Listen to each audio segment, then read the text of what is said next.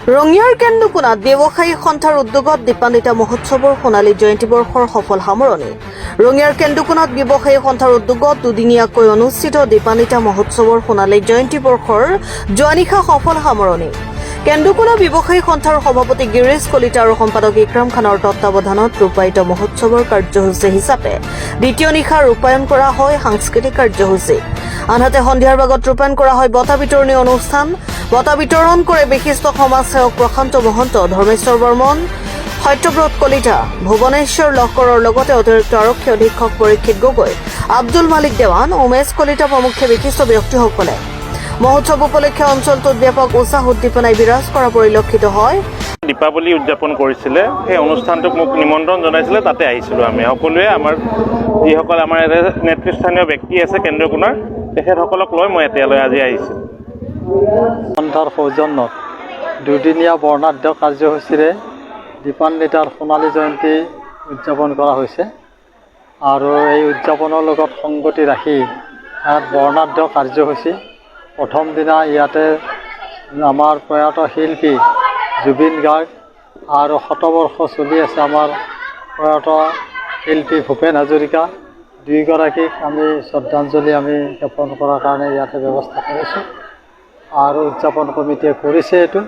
তাৰপিছত স্মৃতি তৰ্পণ, ইয়াৰ লগত সংগতি ৰাখি অন্যান্য আৰু বহুত কাৰ্যসূচী আৰু কণ কণ ল'ৰা ছোৱালী যাতে প্ৰতিভা বিকাশ কৰিব পৰা যায় তাৰ কাৰণে প্ৰতিযোগিতা কিছুমানৰ ব্যৱস্থা কৰা হৈছে। আৰু আজি ইয়াতে বঁটা বিতৰণী অনুষ্ঠান হ'ল আৰু বঁটা বিতৰণী অনুষ্ঠানৰ লগে লগে ইয়াতে এখন স্মৰণিকা উন্মোচন হ'ল। এই গোটেই সোণালী জয়ন্তীৰ এই বৰ্ষৰ লগত সংগতি ৰাখি এই বৃহত্তৰ অঞ্চলটোৰ যাতে এটা ডাটা আৰু গোটেই আমাৰ এই উদযাপনৰ গোটেই স্মৃতি যাতে ভৱিষ্যতে ৰোমন্থিত হয় তাৰ বাবে এখন সুন্দৰ স্মৰণিকা ইয়াতে প্ৰকাশ উন্মোচন হ'ল।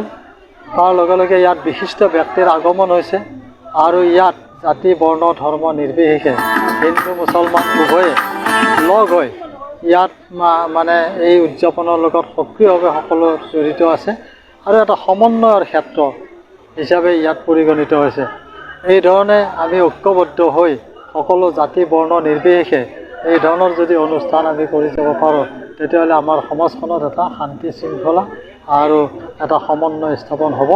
আৰু দীপান্বিতা উৎসৱৰ এই সোণালী জয়ন্তী উৎসৱে এইটো প্ৰমাণ কৰি দিছে যে কেন্দুকুনা অঞ্চলত আমাৰ কোনো জাতিভেদ নাই। আমি ঐক্যবদ্ধভাৱে একেলগে আমি এই ধৰণৰ সামাজিক অনুষ্ঠানবিলাকত আমি একেলগে কাম কৰি আছোঁ আৰু অতীতৰ আমাৰ আজি সামৰণি পৰিব আৰু আজি এতিয়া আমাৰ সাংস্কৃতিক সন্ধিয়া আছে আৰু আমাৰ মঞ্চখন প্ৰয়াত জুবিন গাৰ্গৰ স্মৃতিত এই মঞ্চখন উৎসৰ্গা কৰা হৈছে আৰু এই মঞ্চতে জুবিন গাৰ্গৰ গীত পৰিৱেশন কৰা হ'ব আৰু ইতিমধ্যে শিল্পী আহি আছে।